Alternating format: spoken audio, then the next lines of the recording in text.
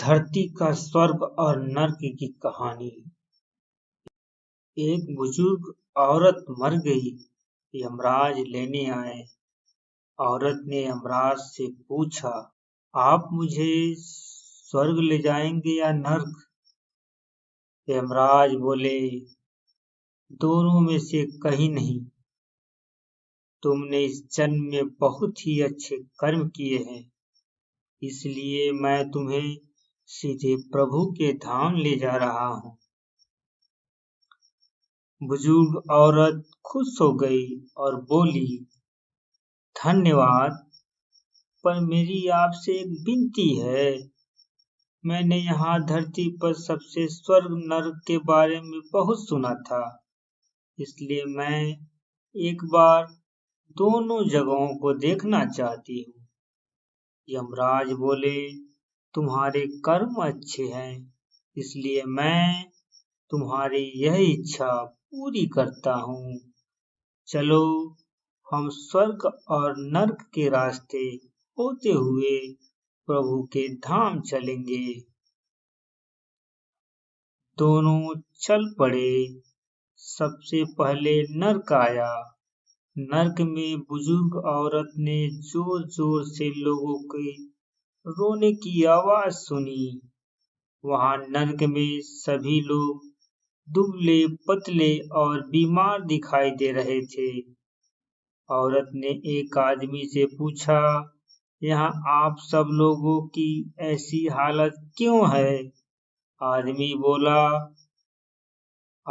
बोला, तो और कैसी हालत होगी? मरने के बाद जब से यहाँ आए हैं, हमने एक दिन भी खाना नहीं खाया।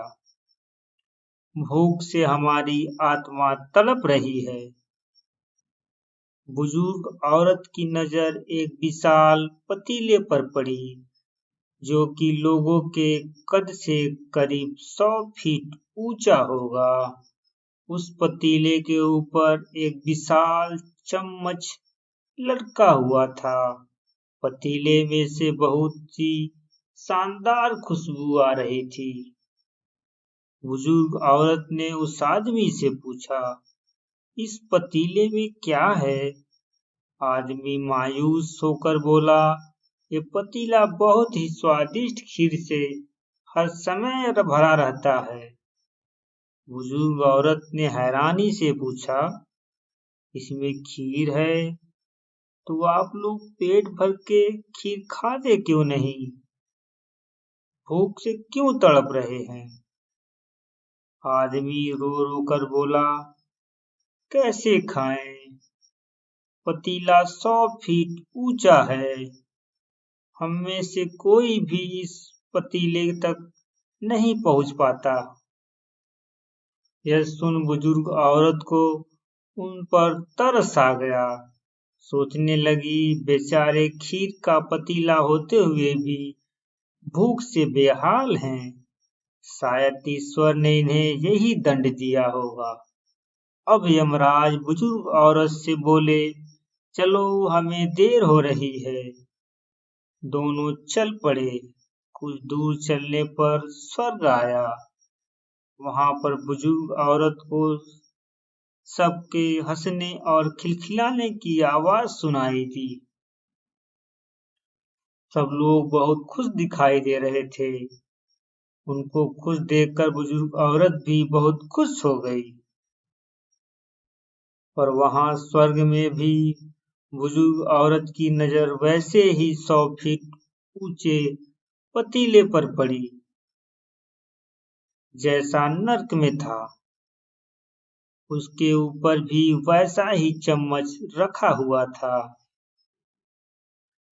बुजुर्ग औरत ने वहां लोगों से पूछा, इस पतीले में क्या है? स्वर्ग के लोग बोले, इसमें बहुत ही स्वादिष्ट खीर है। बुजुर्ग औरत हैरान हो गई और उनसे बोली, पर ये पतीला तो 100 फीट ऊंचा है। आप लोग इस तक पहुंच नहीं पाते होंगे। उस हिसाब से तो आप लोगों को खाना मिलता ही नहीं होगा। आप लोग भूख से बेहाल होंगे। पर मुझे तो आप सब बहुत खुश दिखाई दे रहे हैं। ऐसा क्यों और ऐसा कैसे? इनमें से एक व्यक्ति बोला, हम सब लोग तो इस पतीले में से पेट भर कर खीर खाते हैं। औरत बोली, पर कैसे? पतीला तो बहुत ऊंचा है।